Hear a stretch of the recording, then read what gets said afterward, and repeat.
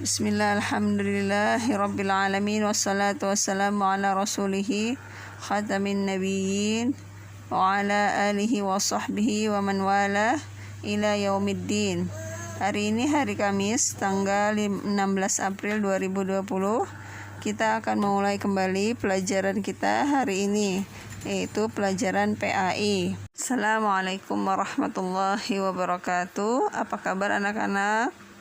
Semoga kalian dalam keadaan sehat dan selalu dalam lindungan Allah Subhanahu wa Ta'ala. Anak-anak yang dirahmati Allah, hari ini kita memasuki bab terakhir, yaitu pelajaran ke-16, kisah Nabi Ibrahim alaihi salam.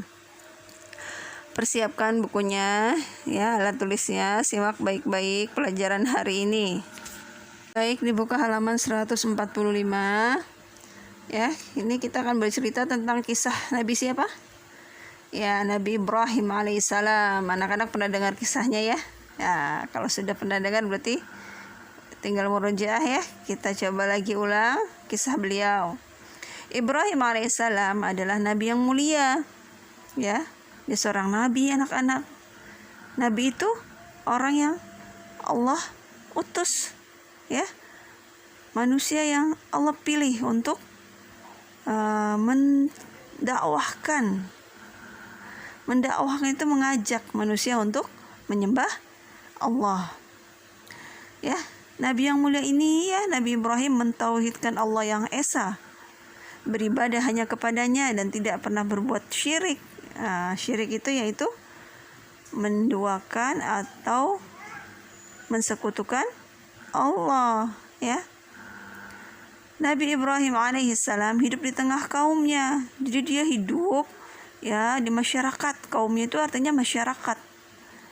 Kaumnya adalah kaum yang durhaka, anak-anak. Jadi masyarakatnya ya, orang yang ada di sekelilingnya, tetangganya ya, terus manusia-manusia yang ada di samping kanan, kiri, depan, belakang ya, hampir semuanya adalah kaum yang durhaka. Ya, kaumnya adalah kaum yang durhaka, yang dipimpin oleh seorang raja Namrud yang durjana. Mereka menyekutukan Allah, anak-anak. Menyekutukan Allah Ta'ala dengan menyembah apa? Menyembah berhala. Berhala itu artinya patung, ya. Jadi mereka tidak menyembah Allah waktu itu. Mereka menyembah berhala.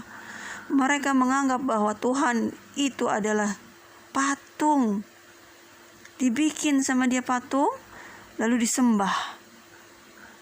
Patung itu bisa bergerak gak kira-kira? Tidak bisa, dia diam aja. Tapi mereka menganggap bahwa patung itu adalah Tuhannya. Oleh karena itu Allah mengutus Nabi Ibrahim alaihissalam kepada mereka untuk mengajak mereka jangan menyembah patung, tapi yang menyembah Allah Subhanahu wa Ta'ala. Nabi Ibrahim mengajak mereka menyembah Allah Subhanahu wa Ta'ala, ya, agar mereka tidak menyekutukan Allah. Nah, bagaimana kisahnya? Saat Nabi Ibrahim mengajak mereka untuk hanya menyembah Allah Subhanahu wa Ta'ala semata. Nah, kita balik ya, halaman berikutnya. Ya, kita buka halaman 146. Nah, di situ ada kisah beliau dimulai dari ayahnya. Ayah Nabi Ibrahim bernama Azar. Namanya Azar ya. Siapa ayahnya itu? Ia adalah seorang pembuat patung anak-anak, membuat berhala.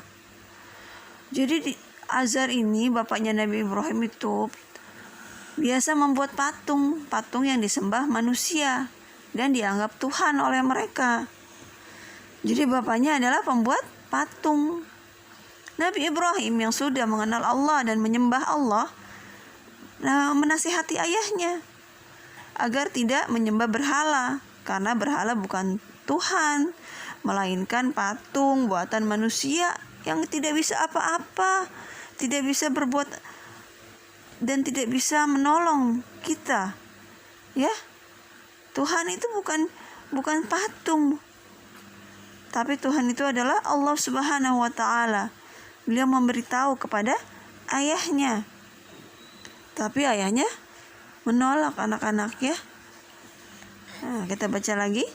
Nabi Ibrahim juga mendakwahi kaumnya, ngajak juga dia sama masyarakat kaumnya agar tidak menyembah bintang dan matahari atau berdoa kepada berhala-berhala, karena Allah akan murka pada mereka. Bintang dan bulan bukanlah Tuhan, keduanya menghilang saat pagi datang. Matahari juga bukan Tuhan, ia terbenam saat senja tiba. Berhala pun bukan Tuhan, ia tidak bisa memberikan kebaikan atau menimpakan keburukan. Kita lihat lagi halaman 147. Nabi Ibrahim terus mengajak kaumnya, mendakwahi kaumnya, dan bersabar menghadapi hinaan mereka. Jadi mereka itu menghina Nabi Ibrahim, gak mau ikut. Dia masih mau menyembah berhala aja. Diajak menyembah Allah tidak mau anak-anak. Ya, mereka tidak mau, bahkan menghina Nabi Ibrahim. Suatu ketika Nabi Ibrahim berencana menghancurkan berhala yang ada, agar kaumnya segera sadar bahwa berhala tidak bisa melindungi mereka. Oh, jadi Nabi Ibrahim punya rencana nih, mau dihancurkan patung-patungnya, ya. Nah, di situ dilanjutkan, berhala-berhala pun dihancurkannya hingga berserakan di mana-mana. Raja Namrud murka padanya. Wah, setelah tahun Raja Namrud kalau patung-patungnya sudah hancur, Raja Namrud marah. Raja itu kalau di sini presiden ya. Di situ raja zaman dulu. Raja Namrud murka, marah kepada siapa? Nabi Ibrahim. Raja Namrud menyiapkan kayu bakar, ditumpuk hingga api berkobar. Lalu Nabi Ibrahim dilemparkan ke dalam api. Namun ia tidak terbakar sama sekali. Jadi saat Nabi Ibrahim dilemparkan ke dalam api, Nabi Ibrahim tidak gosong, badannya tidak terbakar. Karena ditolong. Itulah mukjizat Nabi Ibrahim. Allah menjadikan api yang panas terasa dingin dan menyelamatkannya sehingga tidak membakar dirinya. Jadi Allah tidak menjadikan Nabi Ibrahim terbakar. Karena apa? Allah memerintahkan kepada api, ya. Allah berfirman, "Hai api, dinginlah engkau dan selamatkanlah Ibrahim." Nabi Ibrahim pun selamat berkat pertolongan dari siapa? Allah. Kita buka halaman 148. Nabi Ibrahim dikaruniai oleh Allah 2 orang anak yang soleh, yaitu Ismail dan Ishak. Siapa nama anaknya Nabi Ibrahim? Ismail dan Ishak. Keduanya ya anak-anak itu kelak menjadi nabi juga, sama seperti Nabi Ibrahim, yaitu mengajak manusia untuk menyembah Allah. Suatu ketika Nabi Ibrahim bermimpi mendapat perintah dari Allah agar menyembelih salah satu anaknya. Siapa yo? Ismail atau Ishak? Ya, Ismail yang diperintahkan Allah untuk disembelih. Disembelih itu dipotong lehernya kayak sapi ya. Dipotong lehernya itu namanya disembelih. Ismail tidak pernah ragu terhadap perintah Allah. Ia pun menyuruh ayahnya agar melaksanakan perintah itu. Ya, jadi Ismail walaupun dia tahu akan disembelih oleh ayahnya sendiri, ya dia akan mati, tapi dia tidak takut, tidak ragu. Ya, dia taat, dia nurut. Bahkan dia menyuruh ayahnya agar melaksanakan perintah itu. Itu karena keimanan Ismail yang kuat ya terhadap Allah. Nabi Ibrahim pun bersiap-siap ya, Ismail dibaringkan seperti sembelihan. Seketika itu pula Allah menggantinya dengan seekor domba kurban. Jadi ketika Nabi Ibrahim akan dipotong lehernya, Allah menggantinya dengan seekor domba. Jadi Ismailnya selamat, tidak jadi mati, tapi yang disembelih adalah seekor hewan. Ya, itu Allah menguji Nabi Ibrahim dan Ismail, ya. Ternyata iman mereka semakin kuat, ya. Bukan takut. Ternyata walaupun diperintahkan seperti itu, mereka tetap ikut, tetap taat, ya. Tetap melaksanakan perintah dari Allah. Nabi Ibrahim dan Ismail bersyukur kepada Allah dan memuji kebesarannya. Itulah awal mula disyariatkannya penyembelihan hewan kurban pada hari raya Idul Adha. Nah, ya itu ya anak-anak ya, kisah awalnya kenapa kita kalau Idul Adha atau hari raya Idul Adha, ya kita menyembelih atau bagi yang mampu menyembelih hewan kurban. Nah, itu asal mulanya dari kisah Nabi Ibrahim sebagai bentuk apa?